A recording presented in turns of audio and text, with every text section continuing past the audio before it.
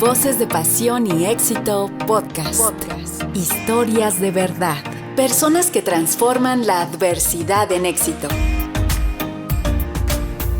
Hoy presentamos Mujer de Barro.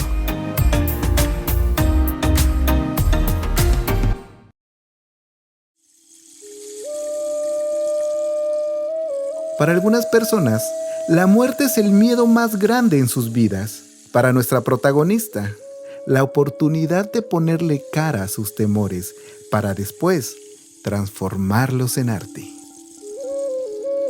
Me dio el sarampión de una manera tan espantosa que casi me mató. Entonces esa es la primera experiencia de niña, ¿no? De muy cerca de la muerte. Más la vida que tenemos ahora, los años que tenemos ahora, ¿no? Pues ya nos hemos visto muy cerca.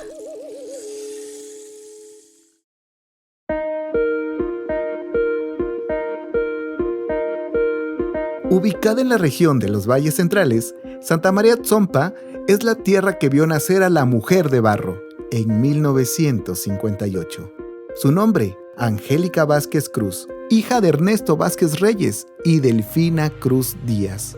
Rodeada del campo, flores y agua, inicia su vida. Mi nombre es Angélica Delfina Vázquez Cruz. Soy originaria de Santa María Tzompa. Trabajo el barro natural. Soy acreedora del Premio Nacional de Ciencias y Artes 2008 y creadora emérita del FONCA. Mi padre y mi madre tenían hijos de su primer matrimonio, que su primer matrimonio de mi padre es mi hermano Pancho. De mi madre tuvo otros 4 hijos, antes que nosotros. Entonces fuimos como 10 hermanos. Y fui muy feliz, había mucha agua en los ríos en aquel entonces, un panorama totalmente diferente del que vivimos ahora. Teníamos ríos, teníamos mucha agua, muchas flores, mucho campo. Y no había la basura, la contaminación. Entonces, te voy a hablar de un mundo totalmente diferente del que vivo ahora, en muchos aspectos. Su infancia transcurre entre hermanos varones. Los primeros años los vivió de manera fuerte y ruda, montando burros, con golpes de por medio por parte de sus progenitores y la pérdida parcial de audición a causa del sarampión. Pues en mi niñez fue, feliz porque jugueteamos libremente como un animalito salvaje, ¿no? Porque pues nosotros carecimos de juguetes comprados por la industria. Mi padre se encargó de hacer nuestros propios juguetes y nuestros juegos salvajes fue treparnos arriba del pobre animal que es el burro. Nuestro juego era que le amarrábamos una cuerda y le pegábamos en la colita en la parte donde sabíamos que le duele mucho, le pegábamos con una varita, nos subíamos los 3 hermanos y le echábamos a correr a brincar las zanjas. Yo crecí, voy a decirte, como un varón. A los 6 años, Angélica comienza a soñar con una vida mejor. Por ello, deseaba estudiar para que, acompañada del conocimiento, pudiera salir adelante para ayudar a su familia a tener una vida digna. Pero todo se pondría en su contra. Sus progenitores se negaron a apoyarla porque para ellos, Angélica solo había nacido para aprender a realizar labores domésticas y tenía que esperar a que un hombre se casara con ella. Pero casi pegando a los 7 años ya dije, ya no quiero trabajar, por la poderosa razón que no me querían mandar a la escuela. Entonces eso motivó al enojo de mis padres y me golpeaban mucho porque era muy desobediente. Angélica crece al lado de su abuela materna, que le inculca la siguiente frase que la acompañaría en su vida: por las cosas que se quieren y anhelan, se lucha. Entonces yo recurría a la abuela y me preguntó la razón por qué tanto me golpeaban. Y yo le expliqué que porque, pues, ¿cómo era posible que mis hermanos estaban yendo a la escuela y yo no? Me dijo, mira, mija, si tú quieres ir a la escuela, tienes que trabajar. Te voy a enseñar algo. Las cosas que tú quieres no debes de pedirlas. tienes que tú alcanzarlas. Así que si tú quieres dinerito, mija, yo te pago, pero tienes que hacer el trabajo. Toma el balde, vete a ordeñar la vaca, vete a limpiar la granja. Cuando termines me avisas, te voy a pagar y te voy a dar un jarrito para que vayas juntando ese dinerito. Te me vas a tu casa a trabajar el barro con tus padres, pero vas guardando tu dinerito. Cuando lo tengas, me avisas y yo soy la persona que te voy a llevar con tus padres para que te lleven a matricular, que en esa palabra era la que se usaba en aquellos tiempos, no decían inscribir. Después de diversos conflictos familiares, su abuela la matricula en la primaria. Cuando yo llegué a la escuela, no puedes creer la emoción que yo sentí. Para mí que me llevaron a un palacio, porque la escuela estaba construida de adobe y ladrillo y teja, cosa que el lugar donde yo vivía, pues la casita era como una L, de un poquito de adobe y lo demás de carrizo con acañuela, que es la caña del maíz, aplanado con estiércol de vaca, con barro y techado con un poquito de teja y la mayor parte con hoja de caña. Entonces, al llegar a la escuela y ver un edificio así tan hermoso con unos pilares, caramba, tan bonitos, llenos de ladrillo, y el tejado y un foro allí que donde presentaban bailes y unos árboles enormes que eran unos eucaliptos y unas jacarandas. Dije, madre mía, esto es un palacio, esta es la escuela, por supuesto que voy a estudiar. A la par de estudiar, trabaja el barro en casa como parte de la tradición familiar. Pero Angélica no estaba de acuerdo con realizar ollas talladas de la forma común como su padre le imponía. Sin embargo, al vivir en un patriarcado, no existía otra opción que obedecer. Las veces que alzó la voz, pagó severas consecuencias. Así que acatar órdenes se convirtió en su manera de sobrevivir, al menos en este tiempo. Yo no estaba feliz con mi vida. A esa altura de mis años, yo no estaba feliz porque yo veía a mis padres cómo sufrían para trabajar, cómo nosotros sufríamos para alcanzar un pan. Nuestros pies desnudos, mis padres multicolor su ropa. Entonces, ¿cómo querían ellos que yo siguiera trabajando el barro? ¿Para verme como ellos? No, lo siento mucho. Eso es lo que ellos no me permitían, ¿no? Decían, tienes que meterte en la cabeza que somos pobres. Hasta cuando íbamos al mercado. Y yo decía, yo quiero una penca de plátano entera, no de los montoncitos que ya son los más baratos. No, yo quiero una penca de plátanos lucida. Y me decía, hija, no podemos comprarlo, eso es muy caro. Yo decía, eso de ninguna manera me va a suceder. Nunca quiero ser como ustedes. Entonces yo hablaba y alzaba la voz. Y cosa que me cruzaba en el rostro a veces de un golpe. Porque decía, séte conforme con lo que tenemos. Séte conforme. No. Yo quiero estudiar, prepararme. Quiero irme de este pueblo y llevarme a ustedes. No quiero estar aquí. Cuando se es niña, todo se antoja. Todo se pide. Todo queremos comprar y probar. En el caso de Angélica fue exactamente igual, pero sus padres no podían pagar nada. Por eso la asustaban con leyendas de seres mitológicos. Las palabras de los adultos, en vez de espantar a Angélica, le tocaron el alma y crearon en ella una inquietud: saber cuáles eran las caras de sus miedos. Cada vez que grita el panadero, ellos nos asustan. Cada vez que grita el señor que lleva un helado, nos asustan nuestros padres, que viene la llorona, que viene la bruja, que pasa el diablo, que pasa la matlacigua, etcétera, etcétera, con 20,000 demonios, para que nosotros nos quedáramos callados. Con tantas cosas que me decían por la mínima cosa, de que cuando caía la noche no quería lavarme los dientes porque todo niño es flojo, ya con eso me espantaban. Y decía yo, no, pues ahora voy a trancar la puerta para que no entren esos demonios. Y dice, no, mijita, es que traspasan paredes. Ay, caramba, no, pues eso sí está difícil, ¿no?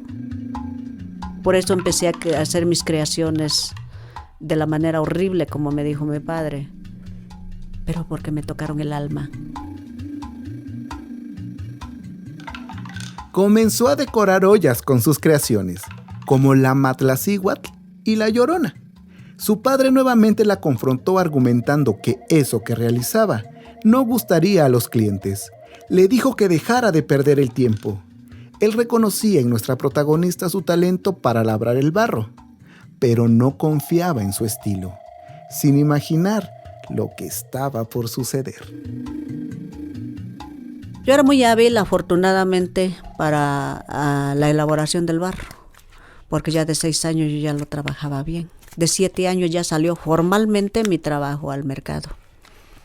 Y como la edad iba avanzando, así iba avanzando el tamaño de las vasijas que yo iba haciendo. Tuve mucha destreza que mi padre se dio cuenta. Yo estaba pisando los 9 años cuando nuestra vida empezó a cambiar radicalmente. Mi vida. Y mi padre me dijo que ya, como que él solito me subió de rango, ¿no? Y yo dije, si a esa olla le están pagando la docena 50 centavos, ¿por qué no 1 o 2 ollas la voy a vender a ese precio? Y claro que a los oídos de mi padre dijo, no, pues ¿cómo puede ser? Es un robo. Estás loca. Sí. Y si le pongo caras de esos demonios y esas brujas que ustedes me dicen, esos duendes que dicen que llegan en la noche a aspirarnos la fuerza y mañana despertamos débiles, ¿por qué no? Decía, no, mijita, son cosas demasiado monstruosas. ¿Cómo crees que a la gente le va a gustar eso? Pero yo seguía haciéndolo. Él me daba sus mujeres de jardín, que en ese entonces eran enormes, eran pasado de 1 metro a veces. Me construyó él un banquito y agarraba un clavo y rayaba las figuras. Le vas a poner una flor, una hoja, un bejuco como le llamaba él, un pájaro, una mariposa.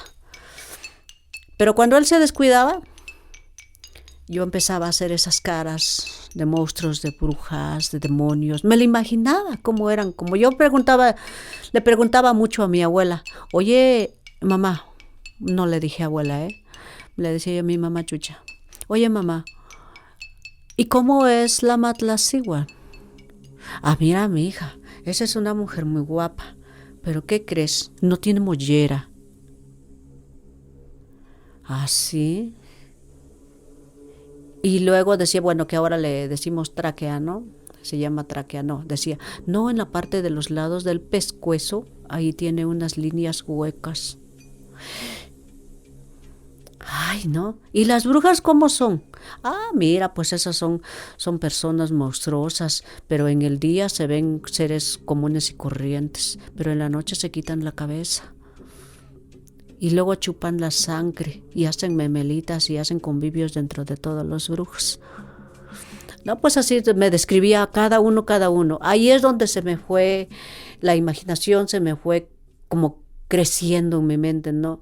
Y así las fui poniendo en los pechos, en las faldas de las mujeres de jardín que me daba mi padre, ya con un adorno que él quería, pero yo lo inventaba. Entonces él llegaba, nosotros le llamamos ahí raspadora, una herramienta que es un tipo de fleje que se ocupa para raspar las cazuelas. Y él agarraba eso y bajaba todo el adorno, porque me decía, no, mi hija, no hagas eso, mi hija, no pierdas tu tiempo, hazle flores chulitas, pájaros chulitos, mariposas, porque la gente no lo va a comprar. Yo, no, papá, pero es que mira cómo le salió su cara feroz y mira cómo está saliendo sus manos para agarrarnos. No, mi hija. Hasta que un día me llevó él, compró una veladorcita, me llevó al altar, al Santo Niño que ahorita todavía tengo.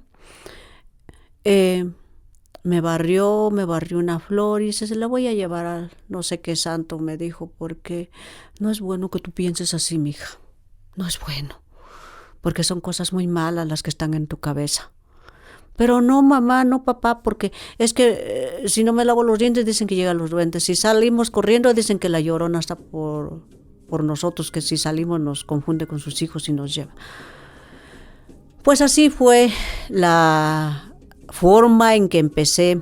Puedo decirte que innovando, que en ese tiempo no conocimos esa palabra, innovando, con el firme interés de cómo ganar más dinero para salir de la condición en la que vivíamos.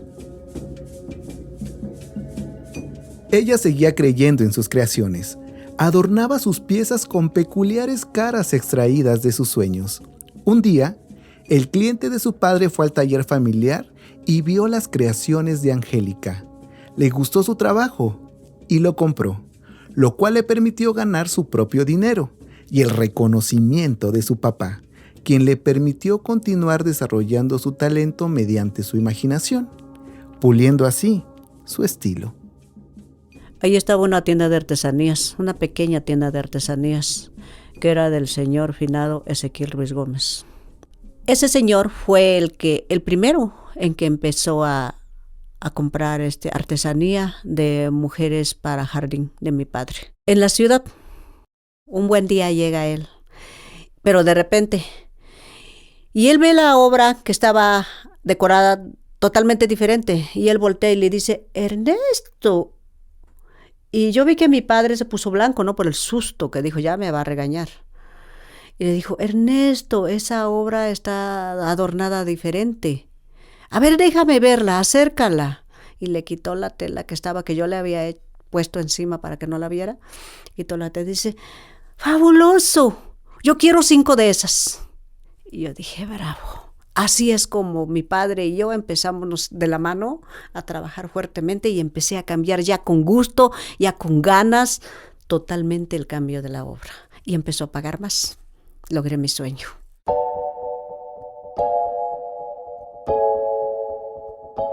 Al cumplir 16 años, la casan. Se convierte en madre de 3 mujeres y 2 hombres. Durante este tiempo fue víctima de plagio. Así, otras personas fueron reconocidas gracias al trabajo de Angélica. 10 años después, concluye su matrimonio y decide dejar de trabajar el barro, convirtiéndose en una vendedora de tortillas y tamales. Pero el destino ya estaba escrito para ella. Una amiga estadounidense la visita y observa su situación precaria, donde el olor a artista era superado por el de la pobreza. Entonces la lleva con el dueño de una tienda de artesanías para que pueda vender sus piezas. Con este hecho, retoma su arte. Fue una americana que se llama Elena Solon, de Nueva York, Michael Roman, y Arnulfo Mendoza y Merrillén.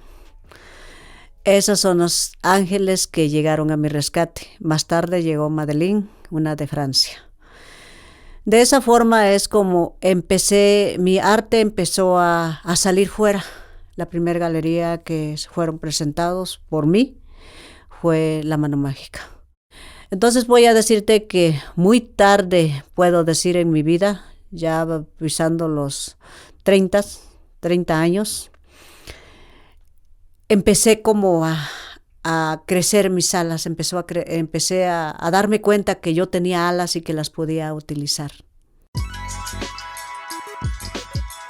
El gran empeño que ha puesto en enseñar a niños, adolescentes y adultos para capacitarlos, enseñarles la técnica del barro y difundir la cultura de la cerámica en Oaxaca y México, le valió ser becada en Filadelfia, Estados Unidos, para tomar clases sobre las técnicas de porcelana, stoneware y terracota, mismas que llegó a replicar con los jóvenes oaxaqueños. Aquí estamos vaciando el barro ya mojado para batirlo muy bien para sacarle toda la impureza, o sea, las piedras, la raicita que trae de la mina. Un amigo extranjero, al ver su valioso aporte cultural, le platica sobre el Premio Nacional de Ciencias y Artes. Su hija la inscribe y Angélica Delfina Vázquez Cruz se convierte en la primera y única mujer oaxaqueña en conseguir este prestigioso premio. Otro oaxaqueño que lo consiguió fue el pintor Francisco Toledo. Realmente pues vuelve a tocar mi puerta la tragedia y ahí es donde me hizo recordar las palabras de ese señor.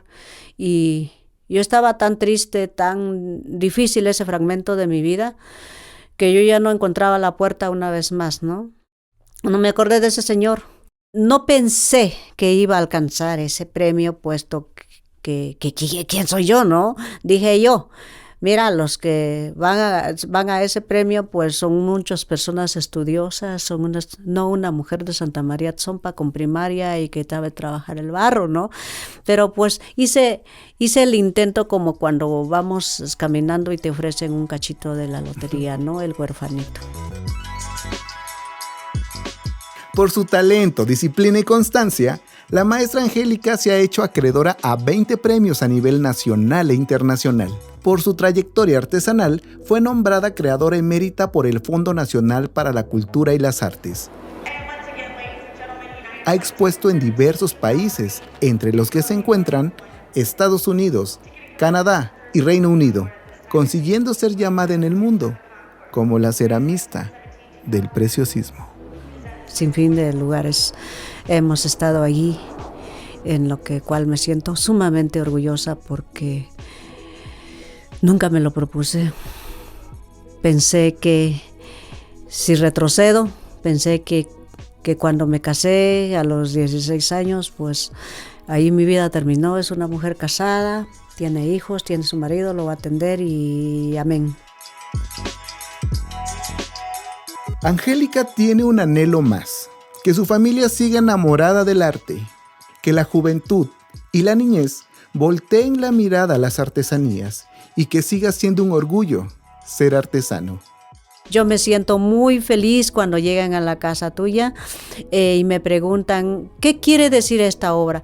Porque yo les quiero transmitir, porque tengo ese miedo que se está perdiendo el arte, se está perdiendo la historia, se está perdiendo el cuento tradicional, verbal de los padres hacia los hijos, hacia los nietos. La globalización nos está llevando porque ahora que están los niños con un teléfono, con una computadora, que es bellísimo, mas sin embargo se está perdiendo.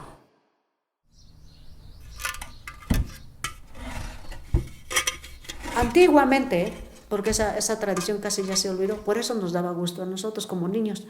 Antiguamente normalmente los angelitos eran chiquititos porque el padrino los llevaba o la madrina los llevaba en la cabeza con un rodete. No lo cargaban así como ahora, pues no, sino que con un rodete de un rebozo en la cabeza o aquí en el hombro, así llevaban el muertito. Y su acompañante, sea el hombre o sea la mujer y su gente, con canastas o diazas que llamamos aquí, una palabra que acostumbramos en los pueblos para una canasta con asa es diaza. Llevaban dulces en todas las esquinas bailando y tirando dulces, convidando la gloria, porque este niño se va directamente a la gloria. No es como nosotros que debemos de pasar una purificación. Estos se van, con todo y guarachito, se van a la gloria. Y por eso iban tirando, nosotros como niños, ya viene la música con el angelito. Cuando se me quitó esa costumbre y ya no quise ver angelitos es cuando mi hermano se murió. No podía creer que mi hermanito se murió. Y fue en septiembre. Entonces eso me marcó en mi vida y ya no quise ir más a más angelitos. Y ya dije, ya no quiero saber el mes de angelitos, que se acabe ese mes de angelitos, porque ya los había yo sentido en carne propia. Se murió mi hermanito de 1 año con 4 meses de bronquitis. Entonces eso es la simbología de esto. Y le puse a él como un símbolo prehispánico porque ¿cuántas personas saben lo que yo le acabo de platicar? Pocos. Más ahora con el COVID que existe, muchos ancianos ya se fueron. Y esos ancianos se van con esa riqueza. Y por eso yo con mucho gusto lo comparto. Porque todos nos morimos. Y esa es una parte de nuestra riqueza cultural que se debe de compartir. ¿Y cómo la hago que viva? Haciéndola en mis obras, porque esta obra no es una obra común y corriente, tiene historia. Esta obra habla por sí mismo. Eso es mi pasión, eso es lo que a mí me encanta.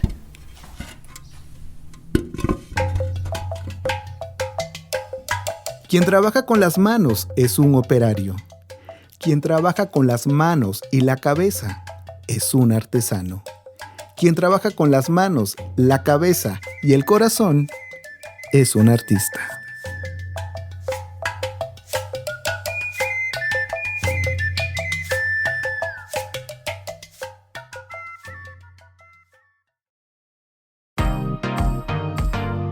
Voces de Pasión y Éxito Podcast es una producción de HS Consultoría en Desarrollo Humano. Guión, idea original y dirección, Humberto Suárez. Realización y dirección, Mónica Palomino. Dirección de arte, Juan Carlos Casillas. Búscanos como HS Voces de Pasión y Éxito en redes sociales y plataformas digitales. HS Consultoría, encuentra la mejor versión de ti.